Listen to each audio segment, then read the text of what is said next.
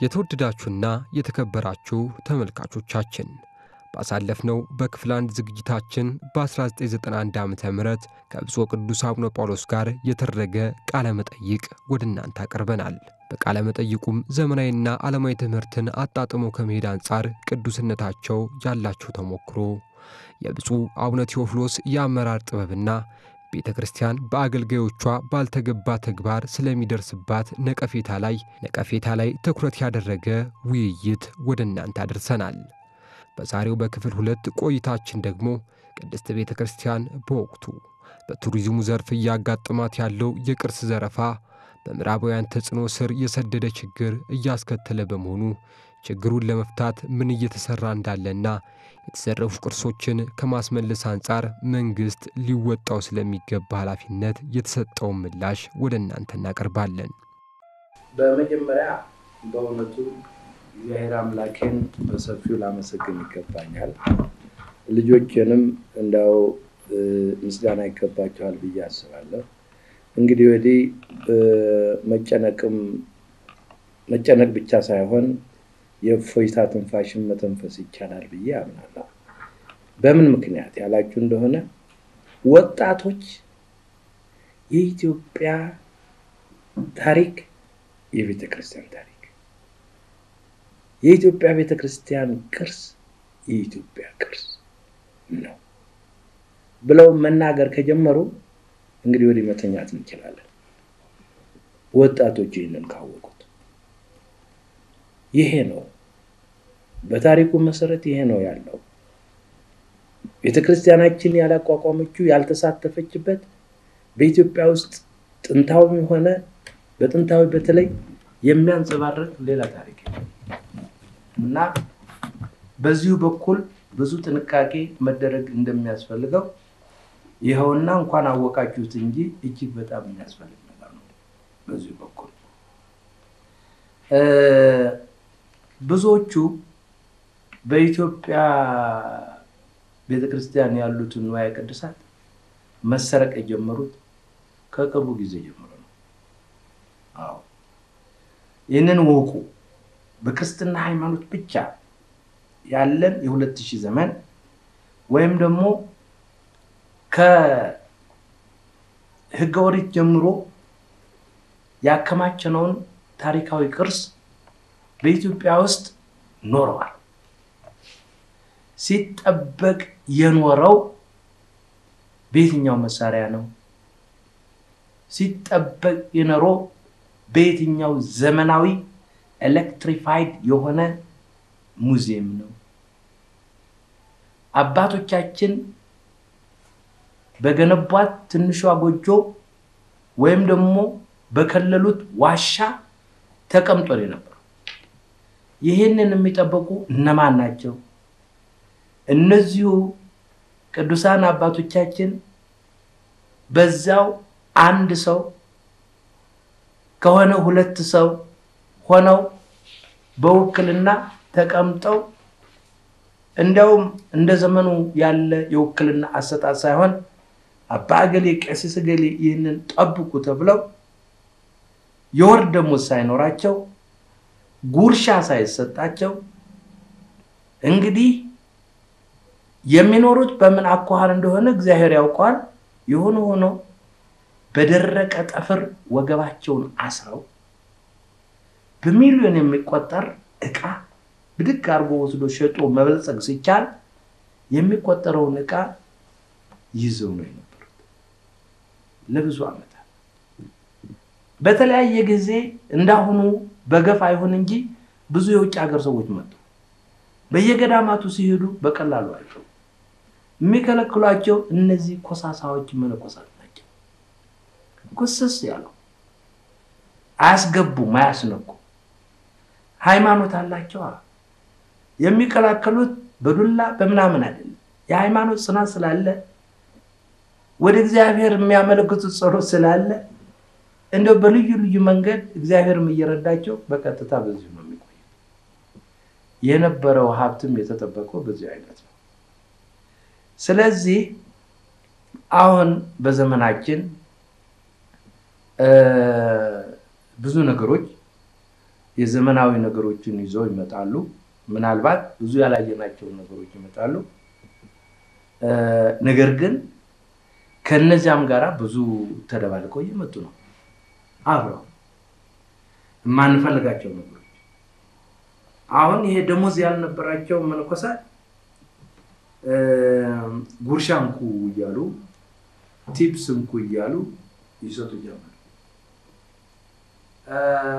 በየከተማው ትንሽ ደሞዝ ያገኙ ሰዎች ሄደው እናንተ ደሞዝ ሳይኖራችሁ እንዴት ተቀመጣላችሁ ብለው ሰዎችን ያባብሉ ጀመር እነዚህ ግን የውስጥ ጠላት ማንንም ሰው ከኢትዮጵያ የሚመጣ በመጀመሪያ አይኑን የሚያተኩረው በኢትዮጵያ ቤተክርስቲያን ለምን ቀደም ልጃችን ሲጠይቅ እንዳለው ሀብቱ ሁሉ ታሪኩ ሁሉ በዚሁ ስለሆነ ያችን ካላኮሰሱ እንደሌላው ነገሌ ያሉ ሊባሉ አይችሉም በቅድሚያ የምትወጣው ንሳናል እሷን ግን ዝቅ ለማድረግ ማጎሳቆል ያስፈልጋል በውጭ በግፊት መጎሳቆል ማጥቂል መሆኗን ሲታወቅ ውስጥ ያሉትን ያለመዱትን በማስለመድ ሊሆን ይችላል በማባበል የሚመጡት ጎብኚዎቻችን በአክብሮት ነው ወደ የገዳማቱ የሚሄዱት እዚያ ሄደው ቸሮች ደጋጎች መስለው እንካካሉ ደግሞ ይሄ ምንድነው ይሄ እኛ ያልሰጣለሁ ካሏቸው የማያውቁትን ያላወቁትን በዚሁ አይነት ደረጃ ይሄም በፐርፐስ ነው አሁን ብዙውን ሰው ማድረግ የሚፈልገው ያለ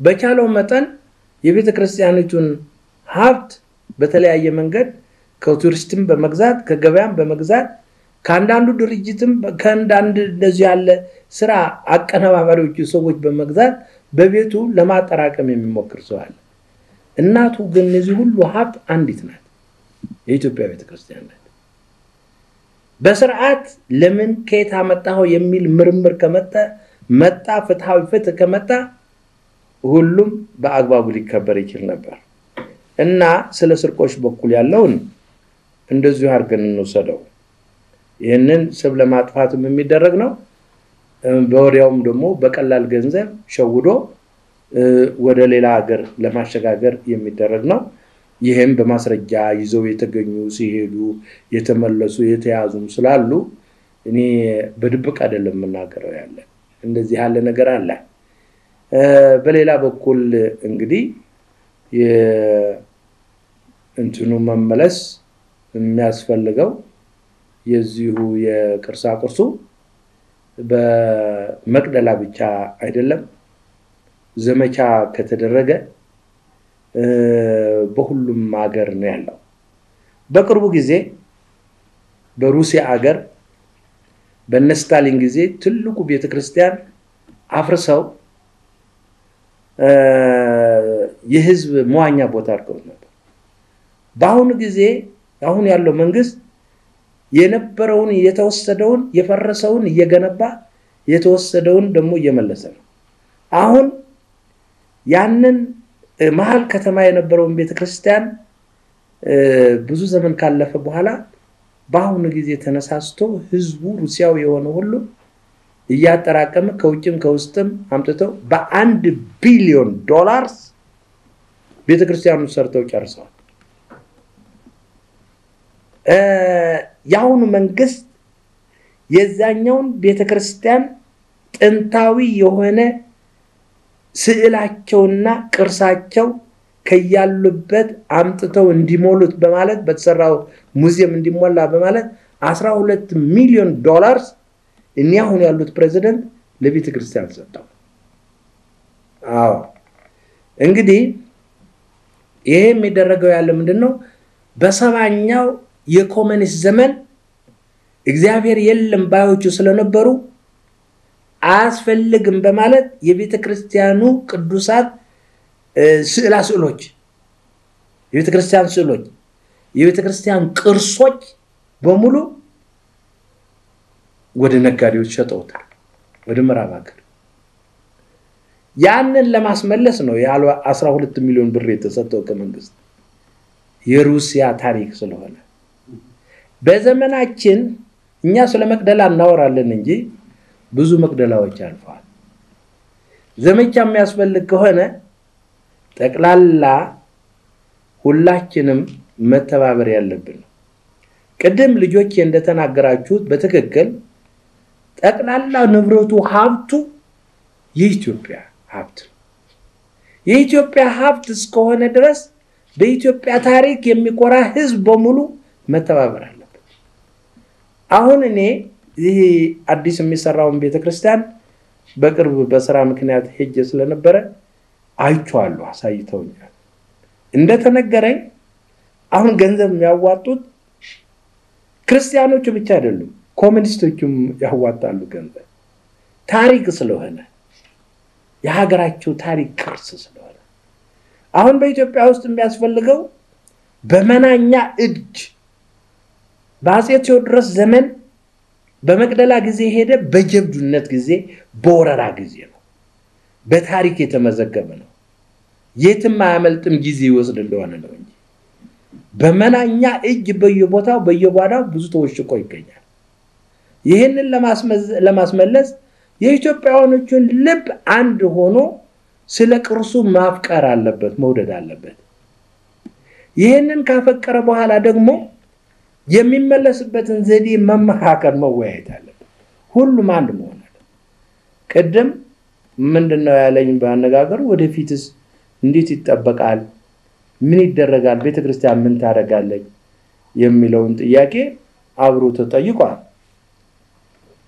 ኢትዮጵያውያኖች ሀብታቸው እንዳይዘረፍ መጠበቅ ነው ኢትዮጵያውያኖች በሙሉ አሁን የሚያስፈልገው የኛ ነው አይደለም እሱ የኢትዮጵያ ነው በኢትዮጵያ ኦርቶዶክስ ተዋህዶ ቤተክርስቲያን ባለአደራነት ጠባቂነት የኖረ ነው የሚካድ ነገር አይደለም ስለዚህ የኢትዮጵያ ቤተክርስቲያን ያቆየቻቸው ንቃዎች በሚቀደስበት በሚወደስበት ቤተክርስቲያን አጭቃ አስቀምጣቸዋል አሁን የሚያስፈልገን ምንድነው መላ ኢትዮጵያውያኖች ስለ ቅርስ ያላቸው አመለካከት ትኩረት እንዲጠነክር ያስፈልጋል እኛ ሌላም በእውነቱ እኔ ይሄን ለማሳነፍ አልናገርም የልማት እንቅፋት አልሆንም የርሻው የግንባታው የሌላ ንጥረ ነገሮችን ማዕድኖችን ማዳበር ግዴታ ነው ግን ከዚያ በለጠ ሀብት በእጃችን አለ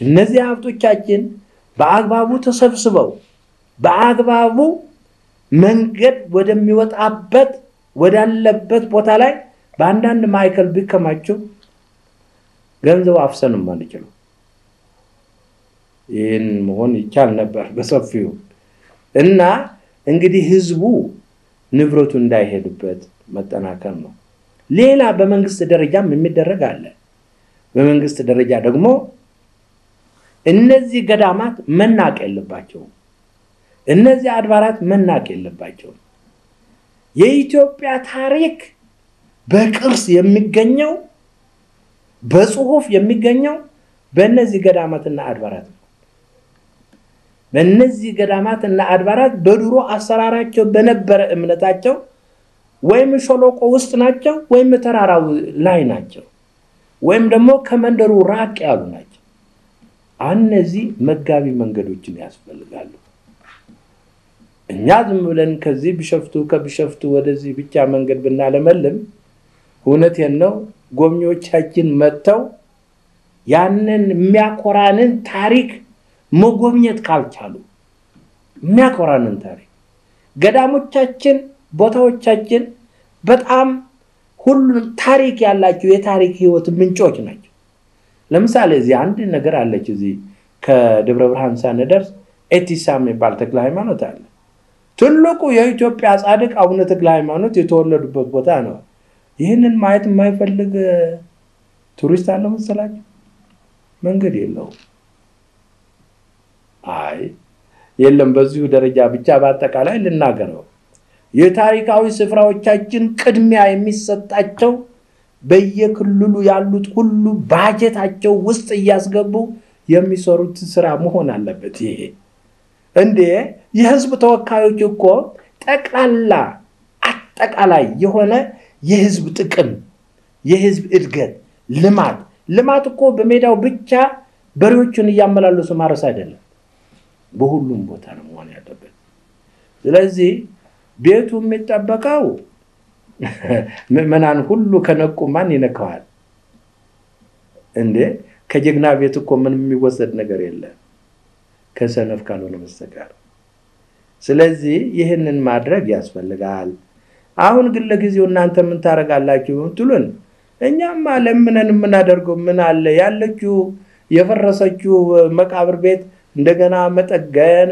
ባካችሁ እንደዚሁ አደራረባችሁ አስቀምጡ እጅ አትንኩ ማለት ብቻ ነው ይሄ ግን በቂ አይደለም እኔ እንደማየው በእያንዳንዱ ማዕከል አንዳንድ ሰፋ ያለ ቱሪስት የሚገባበት ገዳማቱን የሚጎበኝበት ቅርሳቅርሶችን በዘመናዊ መንገድ የሚሰራበት ባጀት ወጥቶ ለምን አይሰራም ለምን ነው የማይወጣው ባጀት በመንግስት እንዴ ሞታት እኮ ይገባል ለምን ነው መንግስት ይሄንን ቱሪዝም እንዲስፋፋ መስሪያ ቤት ያቋቋመው ቱሪዝም ዝም ብሎ መጥቶ ይሄዳል ይሄ እንዳው በእውነቱ የዲሞክራሲያዊ መብትን ተጠቅሜ ነው የምናገረው ቅድስት ቤተክርስቲያን በ1991 ዓ.ም ያሏትን ልጆች አስተምራ ወደ ሥራ የምታሰማራባቸው የቅድስት ሥላሴ መንፈሳዊ ኮሌጅና የቅዱስ ጳውሎስ ኮሌጅ ብቻ በመሆናቸው በርካታ የሆኑ ሊቃውንተ ቤተክርስቲያን ለማፍራት በቂ አለመሆናቸው ይታመናል። የቤተክርስቲያን አገልግሎት ውጤታማ እንዳይሆን የሚያሳድሩት ተጽዕኖ ከፍተኛ በመሆኑ ከፍተኛ የሆኑ የመንፈሳዊ ትምህርት ተቋማትን ለማስፋፋት እየተሰራ ያለው ሥራ ገለጻ ተደርጓል። ቀደም ብሎ እንደተባለው ይሄንን የነዚህ ትምህርት ቤቶች ያው በመጀመሪያ እንደገለጽኩት ባርቆ ተመካጭነት በነበሩ ወላጆቻችን ለወደፊት የምትመጣው ኢትዮጵያ ወይም የኢትዮጵያ ትውልድ የተለየ ነው እና ከሱ ጋር የሚመሳሰል አቅሙም የተመጣጠነ የበለጠ ወይም ደግሞ የተመጣጠነ መሆን አለበት ካለበለዛ እንዳለፈው አኗኗር ሊሰራ አይችልም በሚል መንገድ ይሆንና እነዚህ ትምህርት ቤቶች የተቋቋሙ ናቸው። ዋና የትምህርትና የሊቃውንት ምንጫችን እነሱ አይደሉም። እነሱ በየገዳማቱ በየአድባራቱ ያሉት የኢትዮጵያ ምሁራን ናቸው። እዚህ እንዲሁ የሴስ ከሚያውቁ ሰዎች የሴስ የሚለው ምንድነው እንዳይባባሉ እና የያዙትን ትምህርት በአነጋገር ዘዴ እንዲያበረክቱ ለማለት ነው። ስለዚህ የኔ ልጅ እነዚህማ ሁለት ጎጆዎች ምን ትምህርት ቤት ናቸው ብለን እንነግራለን። ትምህርት ቤታችን በመላ ኢትዮጵያ የተዘረጉ ናቸው። ገዳሞቻችን አድባሮቻችን ይሄንን ትምህርት የሌለበት ቦታ የለም። በእነሱ ነው የምንቆራው። እነሱ አሁንም እንዳፈለቁ ናቸው። በየዓመቱ በየጊዜው የሊቃውንት ምሁራን፣ የመጽሐፍ ቅዱስ ምሁራን፣ የቅኔ ምሁራን፣ የዜማ ምሁራን፣ የሐዲስም የኦሪቱም መጽሐፍት ምሁራን፣ ሁሉ የታሪክ ምሁራን በሀገራቸው ኢትዮጵያውያን የሆኑ አሉን። አንፈራም፣ ከበቂም በላይ ናቸው። የአቅማችን ማነስ ከተነሳ ምናልባት እንደሚገባቸው እንደነፋታቸው የ20-30 ዓመት እድሜ አሳልፈው ነው የሚመጡ በትምህርት ቦታ ላይ እንዲሁ ነካ እንዳይመስላችሁ በሳምንት ፈተናውን ካለፈ ግድ የለም የሚባል ነገር የለም እና ራሱ አውቁ መናገር እስኪችል ድረስ ነው የሚያቆዩአቸው። ስለዚህ እነሱ አሉ። በእነሱ ምክንያት ደግሞ ከነሱ የመነጩ የዚሁ ምሁርነት ያላቸው ሰዎች ናቸው ብዙዎቹ እዚህ ወደ ቅዱስ ሥላሴም ወደ ቅዱስ ጳውሎስም የሚገቡ። አንተ የጠየቀው ጥያቄ ያጋጠመን ችግር ምንድነው? በዚሁ ደረጃ በዚሁ ትምህርት የቆዩ ሊቃውንት ከፍ ያለ ዕውቀት ሲኖራቸው በሀገራቸው ትምህርት ወደ ዘመናዊ ትምህርት ወደ እንግሊዝ ትምህርት አላዘነበሉምና በዛው ያነሰ ዕውቀት ይኖራቸው። ከዚህ ወደ ላ ክፍል ያሉት ወገኖቻችን ሲመጡ ደግሞ ከመጀመሪያ ጀምሮ ያጋጠማቸው እድል የዘመናዊ ትምህርት ካልሆነ በስተቀር ይሄ የጥንታዊ ትምህርት ስላላገኙ ትልቁን የሚፈልገው አየህ ታማኝ አድርጎ የሚያስኖረው ከህፃንነት ጀምሮ እስከ 30 ዓመት እዛው እንዲሁ መብሰሉ ቀላል ነገር እንዳይመስላችሁ ብታገላብጣቸው ተለብሎ ወዲያ አይሉ እና እሱም ደግሞ ያነሳቸው ሆኖ ሲገኙ ይኛል ይቻላል አሁን እነዚህ ሁለቱን ማስታረቅ ይኖርብናል አለብንም ብለን ሞክረናል ለማስታረቅ ሞክረናል እንግዲህ በዚሁ በኩል የሚመጡት ከዚህ ወደ ደቡብ በኩል የሚመጡት ወገኖቻችን ይህንኑ የዚሁ የሰሜኑ በኩል ያለው ትምህርት በሀገሩ ያልተስፋፋ ስለሆነ በቅድሚያ የዚህ የዘመኑ ትምህርት ስለሆነ ለነሱ በተጨማሪ በዚያ በሚሰጠው ትምህርት ላይ በተጨማሪ ይህንኑ የሚያሟሉበት ትምህርት ለነዚህ ደግሞ ይሄ ዘመናዊ ትምህርት የሚያሟሉበት ትምህርት በኤክስቴንሽን ሆኖ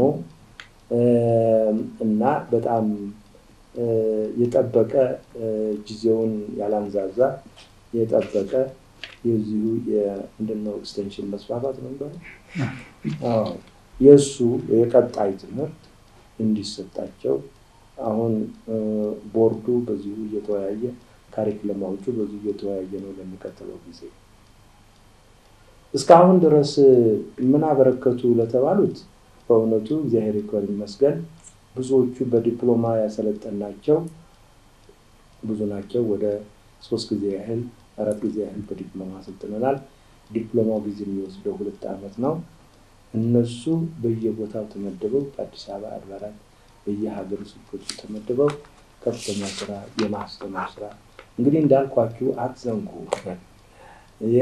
የኢትዮጵያ ሊቃውንት ናቸው ምሁራን ናቸው ስለዚህ ይሄንን የተሰጣቸው የ2 ዓመት ስልጠና በጣም ከፍተኛ እርዳታ ነው ለነሱ ከዘመኑ ህዝብ ጋር ለመነጋገር የሚያስችላቸው እና የማስተማር የመስበከት በዚሁ በመሳሰለ በየቦታው እየተሰማሩ ናቸው ለዲግሪ የተዘጋጁት 5 ዓመት ነው አሁን ገና በዘንድሮ በሰኔ የዲግሪን የምናስመርቀው ሆኖ ወደ 40 የሚሆኑ 44 የሚሆኑ ልጆች አሉን በዲግሪ የሚመረቁ አሁን እነዚህ ብቁ ናቸው ወይ ብቁ አይደሉም ያልከው ጌታዬ ቁጥር ሲጀመር አንዱ ተብሎ ምን ደረጃ በመጀመሪያ ጊዜ ነበረ የትምህርት ቤት ከተቋቋመ ከ38 ዓመተ ምህረት ጀምሮ እስከ ዛሬ ድረስ የተቋቋመ ነው ብዙ ሰዎች ደግሞ ከዚያ ተመርቀው ወጣው ሁላችንም ከዚያ ነው በዚያ ነው ያለፈው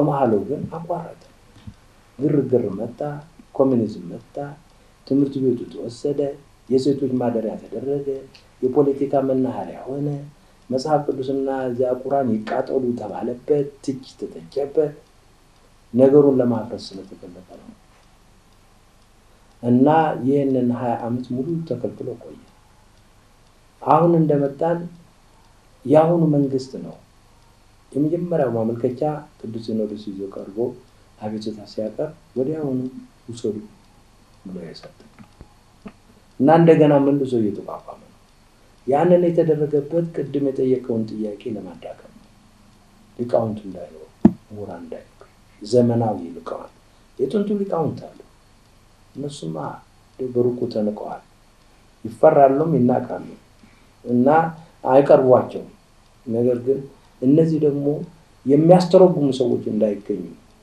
በዛ ትምህርታቸው ላይ ይሄንን ያዙ ሰዎች እንዳይገኙ በቃ ሆን ተው የተዘጋ ነገር 22 ዓመት ከተዘጋ በኋላ እንደገና ይሄንን መንግስት እናመሰግናለን ወዲያውኑ ጥያቄያችንን ተቀብሎ ጉዳዩን እንዲመለስልን አደረገ ስራ ቀጥለን ከዚህ ደርሰናል የመጀመሪያዎቹ የዲግሪ ምረቃ በዚህ ዘንድሮና እናስመርቃለን 40 ባለ ዲግሪ ቀላል አይደለም በጣም ጥሩ ለሚቀጥለው 40 ካስመረቅ በጣም ጥሩ እንግዲህ የሚያስፈልገው ቤት ቦታ እንደምታውቁ በእናንተ መስሪያ ቤት አለቆች ጥቂቶች ናቸው እነዚያ ከፍተኛ ትምህርት የተማሩ መዋቅር የሚይዙ ሰዎች ጥቂቶች ናቸው ከዛ ስር ግን ደቀ መዛሙርት አሉ እንደናንተ እናንተ አለቆች ልትሆኑ ይችላላችሁ ያለው ግን እንደናንተ ያሉ ደቀ መዛሙርት እሳት የላሱ ያድጋሉ እየተከታተሉ ቅርንጫፉ እየተስፋፋ ይሄዳል። ስለዚህ በዚህ ውስጥ አንፈራ። እሺ ቅዱስ አባታችን አሁን መቼስ ዘመኑ ቅድም ሰው እንደተናገሩት ድሮ ቤተክርስቲያን መናፍቃን እንደዚህ በእርዳታ በምንም ገብተው እንዳሁኑ ብዙ የሚበጠብጡበት ዘመን አልነበረም። አሁን በየቦታው ተሰማርተው ቅርሶቻችን እንዲዘረፉ መምህራን በጎቻችን እንዲዘረጉ የሚያደርጉበት ወቅት ነው እና እንደው ከሰበካ ጉባኤም ከካህናትም ከምዕመናንም ወደ መናፍቃን ጎራ ይሄዱ ወይም ደግሞ በስነ ምግባራቸው የሚጠረጠሩ ቤተክርስቲያኒቱን የሚያስነቅፉ ሰዎች ሲገኙ ሰበካ ጉባኤያትም ሀገረ ስብከቶችም ምዕመናንም አባቶች እናቶች ልጆቻቸው እንደዛ ሲሆኑባቸው ምንድነው ማድረግ ያለባቸው? ቤተክርስቲያኒቱ እነዚህን ሰዎች ለማረም ለማስተካከል እምቢ ካሉና ቤተክርስቲያኒቱን የማይሰሙ ከሆነም ደግሞ እሷ ላይ ችግር ከመፍጠራቸው በፊት ለማራቅ መደረግ ያለበት ስርዓቱ ምንድነው? ለምዕመናን የሚያስተላልፈው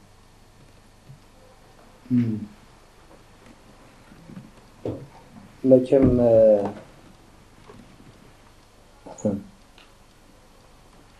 ይሄ ጥያቄ በጣም ሁሉም የተገባ ጥያቄ ነው። ደግሞ ያሁኑን ሁናቴ የሚነካ ጥያቄ ነው። በሀገራችን መናፍቃን ሊኖሩ የቻሉት እኛ እምነታችንን አጥብቀን ስላለን ምንም ማለት መናፍቃን በዙ፣ ቤታቸው ሞላ፣ አደባባይ ወጡ ምናምን የሚባለው ነገር ሁሉ በተመልካችነትም በግዴለሽነትም ባለማወቅም በጊዜ ማሳለፍም እዚያ ሄዶ እየተከመረ ነው።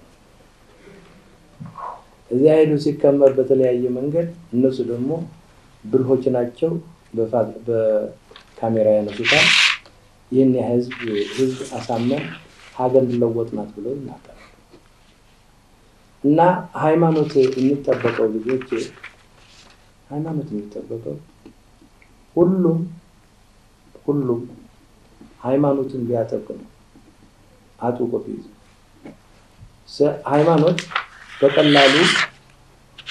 ሃይማኖት በቀላሉ የሚደራደሩበት የሚሻሻጡበት እንደው ግድ የለም ብለው በይሉንታ የሚታለፍ አይደለም። ሁሉም ሃይማኖቱን አጥብቆ ከያዘ የማንንም ደቀ መዝሙር የሚሆን ማንም የለም። አንድ ይሄ። ሁለተኛ በቤተ ክርስቲያን በኩል ተልእኮች ከራሴ ጀምሮ ተገቢም የሆነ ትምህርት ህዝቡ እንዲገባው እንዲረዳው ደረጃ በደረጃ ማስተማሩ መቀጠል ህዝቡ እንዲገባው አድርጎ ከተነገረ የማይሰማ ሰው የለም። ህዝቡ እንዲገባው አድርገው ከተናገሩ የማይሰማ ከቶ ማንም የለም። ሁሉም ይሰማል። የተልኮሰኮሰ ትምህርት እንደሆነ በአቀራረብ ያልተዘጋጀ ያልተጠና ከሆነ አቀራረቡ እሱ አዲስ ሰውን አያስመጣም፣ የነበረውን ያባራል። ሳይዘጋጁ ምናልባት አጥንቶ መሄድ ጽፎ ማስተማር የሚያሳፍራቸው ሰዎች ይኖራሉ። እንዲሁ ውስጥ ብዙ ሳይጠራቀም አዋቂ መስሎ ለመታየት በቃል መናገር የሚፈልጉ ሰዎች ይኖራሉ። ይህ ሁሉ የተሳሳተ ነው። ልጆቼ ያላጠና ደጋግሞ ያላጠና ያጠናውን ያልረሳ መልሶ ያልከለሰ ሊቅና ምሁር አይገኝም። የትም ቦታ በማናቸውም አቅጣጫ ቢሆን እና በመጀመሪያ ደግሞ ምናልባት ቢሳሳቱም እያረሙ መደጋገሙ የበለጠ ሊቅ ያደርጋል፣ አስተማሪ ያደርጋል። ስለዚህ ይሄንን ያፈነገጠውን ትውልድ በመጀመሪያው ትምህርት ያልደረሰው ካልሆነ በስተቀር ያልገባው ካልሆነ በስተቀር በሃይማኖቱ ተደራድሮ የሚሄድ ሰው አይኖርም። እንግዲህ እንዳይሄድ ለማድረግ ደግሞ ማስተማር ጥራት ያለው ትምህርት ማስተማር ያስፈልጋል። ከዛ በኋላ ወላጆችም የልጆቻቸው በይበልጥ የልጆቻቸው መምህራን ናቸው። እነሱ ትምህርቱ ከገባቸው የተረዱትን ትምህርት ለልጆቻቸው በወላጅነታቸው ቋንቋ ማስተላለፍ ግዴታቸው ነው እና ይሄንን ምናልባት አይደረግም ይሆናል። ሁሉም በየቤተ ክርስቲያኑ ሄዶ ስማራም ሽኬ መጣሁ ብሎ ይናገራል እንጂ ምን እንደተማረ ምን እንዳልተማረ አይጠያየቁም። ቤተሰቡ የቤተሰብ ጉባኤ አይኖረውም። ሌላ ጉባኤ ሳይሆን ውለው ሲገቡ ምን እንደተደረገ እያንዳንዱ የቤተሰቡ አካል ከወላጆቹ በወላጆቹ መሪነት መነጋገር ይኖርባቸዋል፣ መወያየት። ይህንን ዓለም ተዘጋጅቶ ነው እንጂ ሳይዘጋጁ መቋቋም አይቻልም። መዘጋጀት ያስፈልጋል።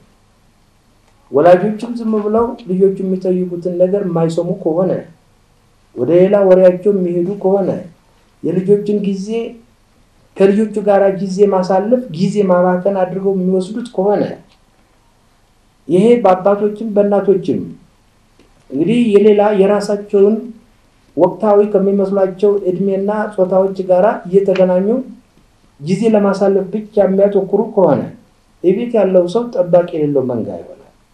በዚህም ምክንያት ወደ ፈለገበት ይሄዳል። ሲቸገር ሲጨንቀው የሚያውቀው የሚያሳውቀው አእምሮውን እንዲያስብ የሚያደርገው ትምህርት የሚሰጠው ከሌለ ይሄዳል እና ይሄንን ተበተኑ ሲባል ቤተሰቦች እየበተኑ ቤተክርስቲያንን ቢወቅሱ ውጤት ላይ ከሚበት ይችላል። ቤተክርስቲያን ኃላፊዎችና አስተማሪዎች ደግሞ ምዕመናን በራሳቸው ይወቁ ብሎ ዝም ማለት ኃላፊነትን መክዳት ይሆናል።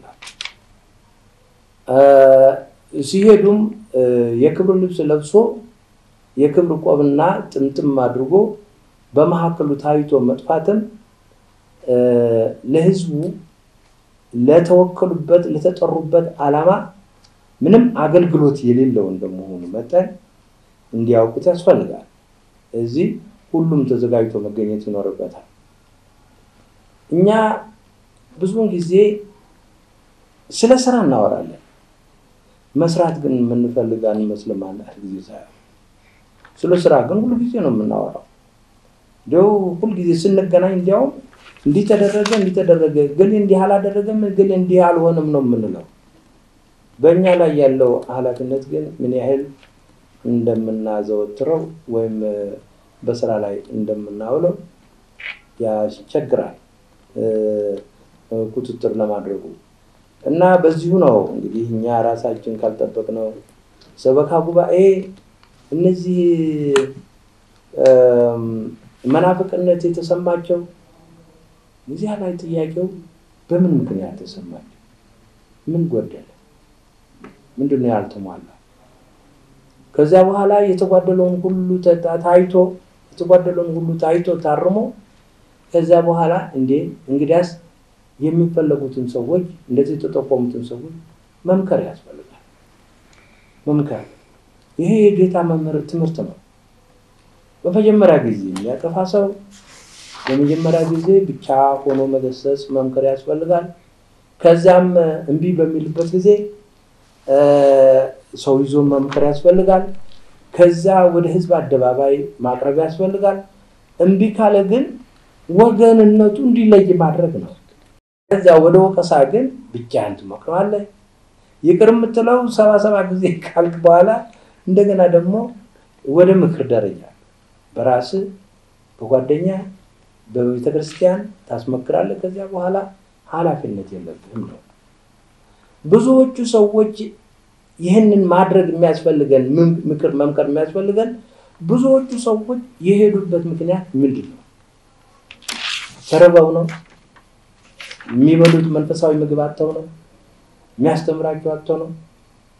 ጥያቄያቸው የሚመልስላቸው ጠፍቶ ነው የሚፈልጉትን ድርጅት መንፈሳዊ እንቅስቃሴ ፈልገው ሳይደረግላቸው ስለቀረ ይንቀሳቀሳሉ ወደሚሏቸው ሰዎች ነው የሚሄዱት ያለ እንጂ አስቀድመን በሌላ መፍረድ አንሞክርም ይሄን ለማድረግ ይግድ መሞከር ይሄንን ለማድረግ ምንድነው የሚጎልብን ያላችሁ እንደሆነ ይሄ መከረኛ ገንዘብ ነው መከረኛ ገንዘብ ህብረት ይጠይቃል ይሄንን አይነት ፈቃድ ህብረተሰቡን አንድ ላይ ሰብስቦ ለማኖር ሁሉም በአይምሮ ባስተሳሰብ ባመለካከቱ አንድ እንዲሆን ያስፈልጋል ምን ፈልገው ካለ እኔና እናንተ እዚህ አሁን ግን ማግኘት ካለብን ከውጭ ማምጣት ካለብን በገንዘብ የግድ አውጥተን ነው የምናመጣው እንደዚህ ያለ እንዴ በዩ ለምሳሌ ልጆቻችን የትም የማይሄዱበት አንድ ምክንያት አለ አዘው ትሬክ አንድ አመት ተኩል በላይ እንደውም 2 አመት ይሆናል የምናገረው በአደባባይ የምናገረው አለ ልጆቻችን የሚማሩት በሌላ ትምህርት ቤት ባህላቸውን በማይከተሉ ሰዎች በተቋቋመ ትምህርት ቤት ይማራሉ ለምን በየአጥቢያችን ለምን ትምህርት ቤት አናቋቁም በአጥቢያ ቤተክርስቲያን አንድ ትምህርት ቤት ከህፃናት ሙያ ጀምሮ እስከ 12ኛ ክፍል ድረስ መስራት ይቻላል ህዝቡ ቸር ነው ደግ ነው ገንዘብ ያዋጣል ህዝቡ ግን ለዚህ ዓላማ መሰለፍ አለበት በዛው ትምህርት ቤት የተሟላ ትምህርት ቤት ጥራት ያለው ትምህርት ቤት ከተቀመጠ ልጆቻችን እዛ ውስጥ ይማራሉ ልጆቻችን እዛ ካሉ የሚማሩት በሊቃውንቶቻቸው ናቸው በሃይማኖት አባቶቻቸው ናቸው በባህላቸው በታሪካቸው ነው እንግዲህ እዛ ልጆቻችን እዛ ካሉ ወላጆቻቸው እዛ ያሉ ልጆች ያሉበት ሁሉ ጊዜ በወላጆቻቸው ልጆቻቸው ባሉበት ይሄንን ማድረግ ይገባናል ይሄንን ህዝቡ እንዲገባው ለማድረግ ብዙውን ጊዜ እንናገራለን ያልመሰላቸው ጊዜያውያን አስተዳደሮች ይኖራሉ ይሄንን የማይከታተሉ ሰበካ ጉባኤ አሁን ከዚህ የበለጠ ሌላ የሚያጠናክረው ህዝቡን ለማቀራረብ ልጆቹን ለመጠበቅ ከፈለገ በአጥቢያው የተጣራ ትምህርት ቤት ከዚህ ትምህርት ቤት ነው የሚባል ትምህርት ቤት እንዲኖር ማድረግ ይሄን ለመስራት ደግሞ ቀላል ነው ልጆች በእጃችን ያለ በመመናን እጅ ያለ እዛው በካህናት እጅ በአጥቢያ ካህናት እጅ ያለ ይሄንን ግን ህብረት ካልተጠየቀ ህብረት ካልኖረ ምናልባት ስራውን በስራ ላይ መግለጽ አይቻልም ከሁለት አመት ልፍለፋ በኋላ አንድ ሁለት ናቸው ትምህርት ቤት ቀይሰው ወዲያ ወዲህ ሚሉት ያለ ለምን ግን በየጊዜው መቃብር ለሰን ቀባን አደስን ምናምን የሚባል ብዙ ነገር አለ አዎ ይሄ እንደውም በእውነቱ ያለውን በህይወት ያለውን ያላሳደግ የሞተውን መቅበር ብቻ ምን እሱ የግድ የሚፈጸም ባህል ነው እንደዚህ ያለ ነገር ለሁሉም ክብር እንሰጣለን ግን ደረጃ በደረጃው ህይወት ያላቸው ማድረግ የሚገባቸው ለነገ የማይባሉትን ነገ የሚዘገይባቸው ሰዎች ዛሬ መደረግ እንዳለበት እና በሰበካ ጉባኤ በኩል መጠናከር አለበት ምእመናን በኩል ምን ማድረግ አለባቸው ብላችሁ ለጠየቃችሁ ምእመናን ከሰበካ ጉባኤ አባላት ጋር በመሆን ተባብረው በአጥቢያቸው ትምህርት ቤት ይኑ የአጥቢያው ልጅ ከአጥቢያው ውጭ አይሂድ ትምህርት ፍለጋ የራስ ጸጉር ያህል ገንዘብ እየተከፈለ በየትምህርት ቤቱ ይሄዳሉ የሚያስተምሯቸው የሃይማኖታቸውን የታሪካቸውን የባህላቸውን ባህል ያልያዙ ናቸው ሲመለሱ ልጆች ሌላ ጠባይ ይዘው ሲመጡ ወላጆች በልጆቻቸው ምን አይነት አነጋገር ነው ይሏቸዋል ምን አይነት አነጋገር አንቺ ያስተማርሽ ነው ገንዘብ ከፍለሽ ማለት አለበት ልጅ ስላላወቀበት ፈርቶ ዝም ይላል ይሄ ነው ስለዚህ ሁሉማናው ልጆች እንደው የሀገር ልማት የሃይማኖት ጥበቃ ሁሉም በየሥርዓቱ መኖር ከህዝቡ አመለካከት ጋር ነው የሚሄደው ህዝቡ መሆን የሚገባው ሌላ ሰው አለመጉዳት ነው የሌላ ሰው መብት አለመንካት ነው የራስን መብት ግን ህጋዊ በሆነ መንገድ ማዳበር ዲሞክራሲያዊ ስርዓት ነው ሌላ ነገር የለውም ይሄንን ግን ሁሉም እንዲገባው ያስፈልጋል ይሄንን መልእክት በሁሉም ዘንድ እንዲሰራጭ ያስፈልጋል